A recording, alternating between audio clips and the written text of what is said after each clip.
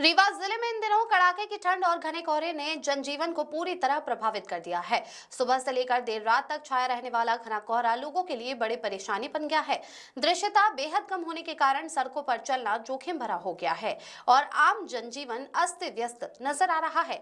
लगातार बढ़ती ठंड और बच्चों की सुरक्षा को ध्यान में रखते हुए रीवा कलेक्टर प्रतिभा पाल ने बड़ा फैसला लिया है। कलेक्टर के आदेश के अनुसार जिले के सभी शासकीय एवं अशासकीय स्कूलों में नर्सरी से लेकर कक्षा 8वीं तक तथा सभी आंगनबाड़ी केंद्रों में 10 जनवरी तक अवकाश घोषित कर दिया गया है। प्रशासन का कहना है कि अत्यधिक ठंड और कोहरे के चलते छोटे बच्चों के स्वास्थ्य पर प्रतिकूल असर पड़ सकता है, इसीलिए ये निर्णय एहतियातन लिया गया है। वहीं दूसरी ओर रीवा प्रयागराज नेशनल हाईवे पर कोहरे का सबसे ज्यादा असर देखने को मिल रहा है। घनी धुंध के कारण हाईवे पर वाहनों की रफ्तार थम सी गई है। वाहन चालकों को लाइट जलाकर बेहद धीमी गति से सफर करना पड़ रहा है। कई स्थानों पर दृश्यता इतनी कम है कि सामने चल रहा वाहन भी मुश्किल से नजर आ रहा है, जिससे दुर्घटनाओं की आशंका लगातार बनी हुई है। कोहरे और ठंड के चलते मजदूर, बुजुर्ग और स्कूली बच्चे सबसे ज्यादा प्रभावित है। सुबह शाम लोग अलाव जलाकर गर्म कपड़ों का सहारा लेते नजर आ रहे हैं। बाजारों और सार्वजनिक स्थानों पर भी ठंड का असर साफ दिखाई दे रहा है। मौसम विभाग के अनुसार आने वाले कुछ दिनों तक ठंड और कोहरे से राहत मिलने के आसार कम हैं।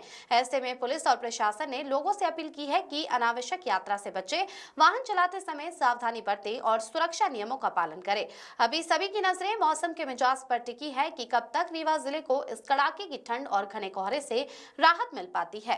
बढ़ रही है, इसको लेकर प्रशासन के द्वारा क्या एहतियात और क्या जिले में जो बढ़ती हुई ठंड है उसको देखते हुए स्कूलों के जो समय में परिवर्तन है वो पूर्व में किया जा चुका था और सभी स्कूलें जो है 10 बजे से संचालित हो रही हैं।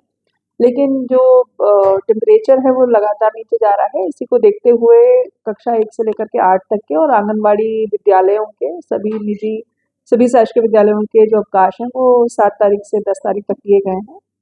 8 तारीख से 10 तारीख के बीच में रहेंगे, तो उम्मीद है कि 10 तारीख के बाद में मौसम सामान्य रहेगा। लेकिन इस दौरान जो परीक्षा तैयारियां हैं वो पूर्व की भांति संचालित होती रहेगी।